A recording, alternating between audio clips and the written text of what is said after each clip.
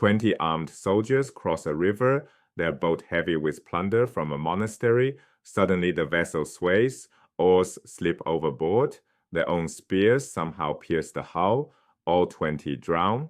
One man survives, the only soldier who had protested the raid. Medieval people didn't see this as coincidence or bad luck. They saw it as murder by a dead man. St. Martin, they believed, had reached from beyond the grave to destroy those who wronged his church. This wasn't metaphor, this wasn't poetry, and this was how power actually worked in the early medieval world. To understand why medieval people saw this drowning as murder, we need to understand how the church actually worked. Two institutional pillars supported church power. First, bishops. They controlled cities, managed administration, and maintained continuity with Roman traditions. Crucially, bishops came from aristocratic families. Gregory of Tours, our main source for this period, claimed his family held senatorial rank generations after the Roman Senate ceased to exist. Second, monasteries, theoretically withdrawn from the world, practically involved in everything. Both institutions shared one critical asset: saints and their relics. Bishops weren't primarily preachers. Think of them more as aristocratic landlords who happened to have spiritual authority.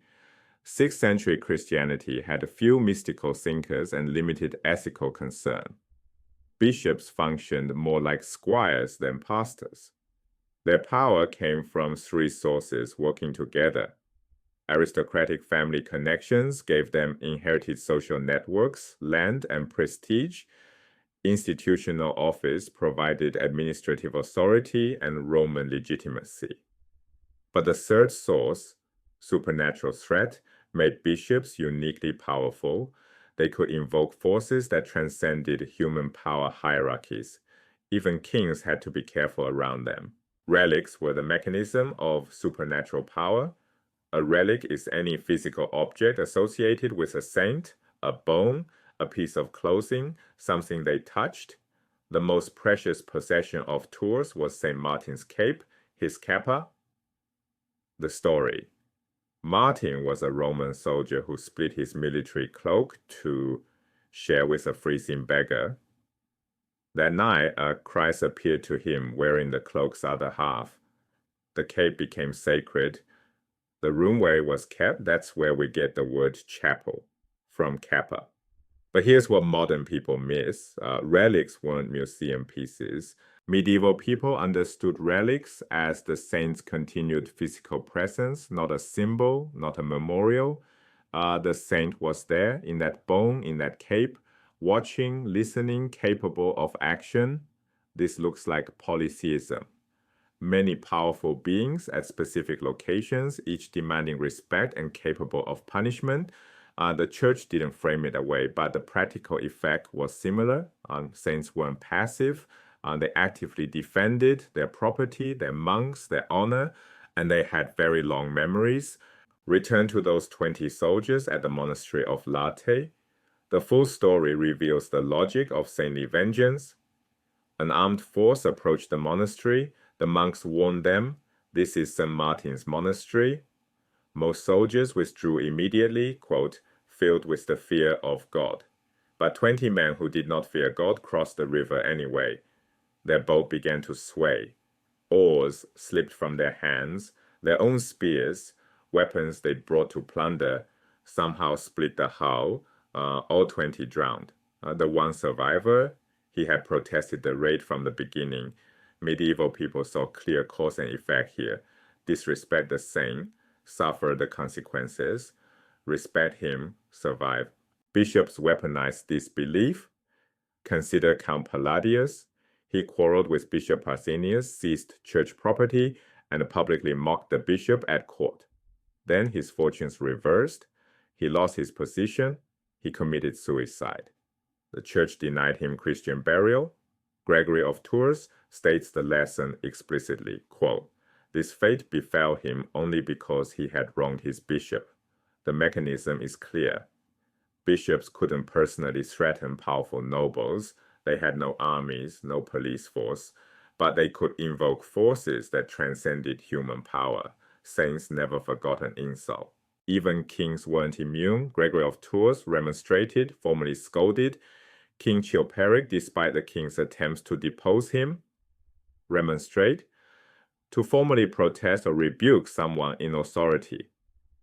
Gregory could do this because his authority didn't ultimately depend on royal favor. It depended on St. Martin. The king might control armies, but the bishop controlled access to supernatural forces the king couldn't command. This created genuine checks on royal power, not constitutional checks, not legal checks, but supernatural ones. A king who offended the church risked offending the saints themselves. Here's the crucial question. Did St. Martin actually drown those soldiers? Did divine vengeance really strike down Count Palladius? Whether these stories were literally true matters less than what they accomplished. In a world without police, without reliable courts, without consistent royal authority, the church offered an alternative enforcement mechanism. Look at what was missing: no standing police force, no judicial system that could reliably punish the powerful, no king strong enough to impose order everywhere. Violence was endemic. Something had to fill the gap. The threat of saintly vengeance created real behavioral constraints on violence. Armed men approaching a monastery had to calculate, is this plunder worth risking supernatural punishment? Nobles quarreling with bishops had to consider, what happened to Count Palladius? The stories didn't need to be literally true to function. They needed to be believed. And they were believed by soldiers, by nobles, by kings. The church had discovered something powerful. You don't need police if people fear invisible enforcers. You don't need courts if people believe in divine justice. Modern institutions serve similar functions. Reputation systems, credit scores, institutional authority all create consequences beyond immediate physical force. The medieval church pioneered this insight in a world where physical force was the only obvious form of power, so saints weren't just honored dead. They were understood as living, vengeful presences whose power could be mobilized through their physical relics. The medieval church didn't just preach morality, it claimed to have enforcers who never died, never forgot, and never forgave those who wronged them. In a violent, fragmented world, that was real power.